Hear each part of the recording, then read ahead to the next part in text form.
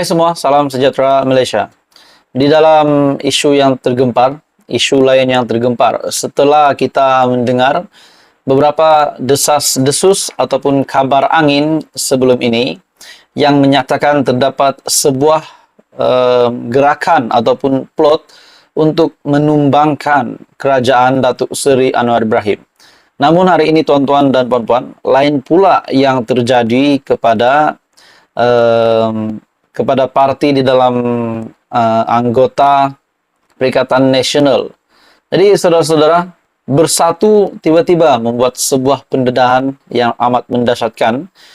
Sebelum ini kita mendengar plot untuk menjatuhkan kerajaan, menggulingkan Datuk Seri Anwar Ibrahim. Namun ini pula yang berlaku di dalam Bersatu yang pasti mengejutkan ramai. Bagi saya ini juga pasti mengejutkan Mahyadin sendiri sebagai Presiden Bersatu. Melalui satu artikel dari biharian.com, Bersatu ambil tindakan undang-undang terhadap 4 ahli parlimennya yang lompat parti. Sebelum ini kita digemparkan dengan keputusan pilihan raya umum ke-15 tahun lepas berkaitan dengan kerusi dan juga keahlian 4 calon ini yang telah memenangi kerusi. Dan mereka menang di atas tiket GRS walaupun mereka adalah ahli Bersatu, dan itu menjadi satu kontroversi di dalam Bersatu. Dalam artikel ini, Parti Bersatu memohon kebenaran mahkamah untuk memulakan prosiding semakan kehakiman bagi mendapatkan perisytiharan bahawa kerusi Parlimen Papar, Batu Sapi, Ranau dan Sipitang sudah dikosongkan. Permohonan kebenaran itu difailkan naib presidennya, Datuk Seri Dr. Ronald Kiandi dan Datuk Kapten B. Muhammad Suhaimi Yahya selaku pegawai awam parti berkenaan. Akhirnya Parti Bersatu memohon kebenaran mahkamah untuk memulakan prosiding semakan kehakiman bagi mendapatkan perisytiharan bahawa kerusi Parlimen Papar, Batu Sapi, Ranau dan Sipitang sudah dikosongkan. Ia menamakan yang di-Pertua Dewan Rakyat, Datuk Johari Abdul dan 4 ahli parlimen kawasan terbabit, Datuk Armizan Muhammad Ali dari Papar, Khairul Firdaus Akbarhan dari Batu Sapi, Datuk Jonathan Yasin dari Ranau, serta Mat Bali Musa dari Sipitang sebagai responden pertama hingga kelima. Dalam permohonan kebenaran itu, Bersatu memohon perisytiharan untuk membatalkan keputusan Johari melalui surat bertarik 16 Januari lalu yang menyatakan responden kedua hingga kelima sudah memberikan penjelasan dan mengesahkan bahawa tiada berlakunya kekosongan berdasarkan tafsiran Perlembagaan GRS dan Perlembagaan Bersatu. Bersatu juga memohon perisytiharan bahawa 4 ahli parlimen terbabit sudah berhenti menjadi ahli Dewan Rakyat mengikut perkara 49 dalam kurungan E Perlembagaan Persekutuan dan memohon perintah supaya Johari mengesahkan berlakunya kekosongan luar jangka bagi semua kerusi parlimen berkenaan.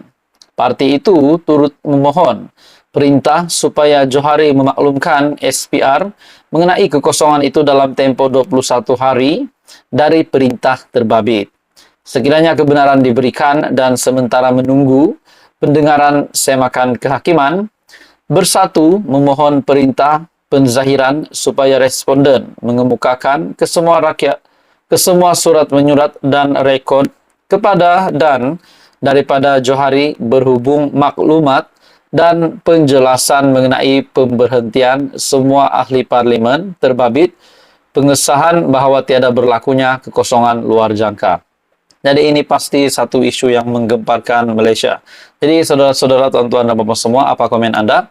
Teruskan bersama di dalam channel ini untuk info yang lain. Jangan lupa tekan butang like, share dan subscribe.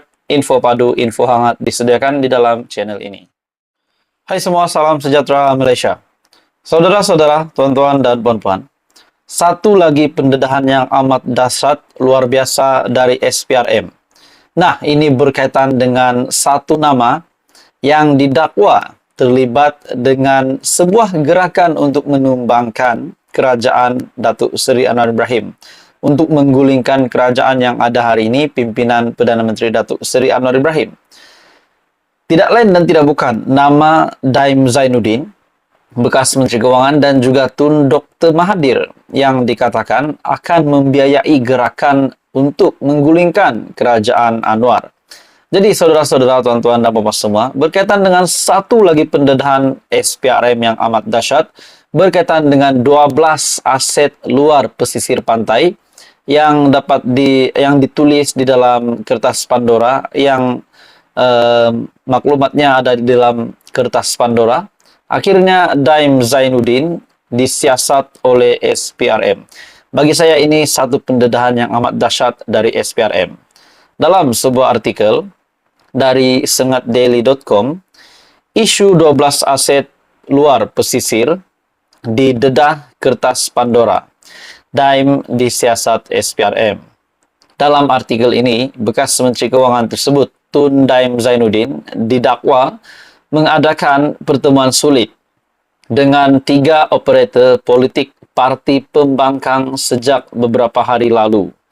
Rakan lama dan sekutu Tun Dr. Mahathir Mohamad itu didakwa membuat perancangan untuk menggugat kerajaan perpaduan pimpinan Datuk Seri Anwar Ibrahim. Nah, saudara-saudara, setelah terdapat desas-desus ataupun kabar angin bahwa ada gerakan yang dimulakan untuk menumbangkan kerajaan, menggulingkan Datuk Seri Anwar Ibrahim, dan gerakan ini kononnya dibiayai oleh Dr. Mahathir dan Daim Zainuddin.